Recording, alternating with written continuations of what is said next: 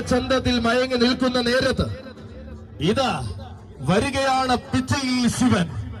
കാണുന്ന കണ്ണിലെല്ലാം ആനച്ചന്തം കാണിച്ചു കൊടുക്കുവാൻ പോകുന്ന ഒന്നാന്തരം ആൺപിറവി വരികയാണവൻ. ആന കേരളത്തിൽ അഴകോടെ വാടുന്ന ഗജകേസരി, വേദികൾ കീഴടക്കി വിജയക്കൊടി നാട്ടി ഉയരങ്ങൾ കീഴടക്കിയ ചരിത്രമുള്ളവൻ. വടക്കു പിറന്നവരുടെ വരവ് ഒരു തരംഗമായപ്പോൾ മലയാള മണ്ണിലേക്ക് രഥമേറിപ്പോന്നവൻ. പിന്നിടുന്ന വീഥികളിൽ നാഴികക്കല്ലായ സന്ദർഭങ്ങൾക്ക് നാന്ദി കുറിക്കുവാൻ അഴകിന്റെ ആവനാഴിയേന്തി അവതാരമാകുന്നവൻ. കടന്നു വന്ന പാതയിലെല്ലാം തന്റെ പാദമുദ്രകൾ പതിപ്പിച്ച പ്രൗഢിയുള്ള ഗജതാരകം.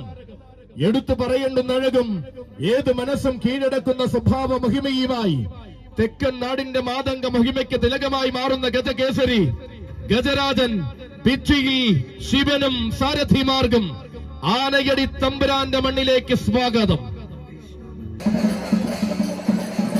പുത്രസ്വരൂപനായ ശ്രീ നരസിംഹസ്വാമിയുടെ മണ്ണിലേക്ക് കടന്നു വരുന്ന അക്ഷരനഗരിയുടെ മറ്റൊരു ഗജരാജൻ.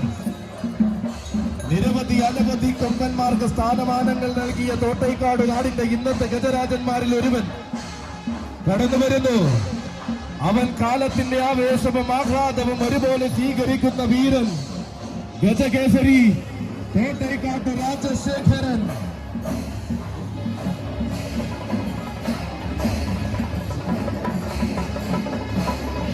തുടങ്ങിയ തോട്ടൈക്കാട്ട് നാട്ടിലെ എക്കാലത്തെയും മികച്ച ഗജസാമ്രാട്ട് സാക്ഷാൽ തോട്ടൈക്കാട്ട് രാജശേഖരൻ.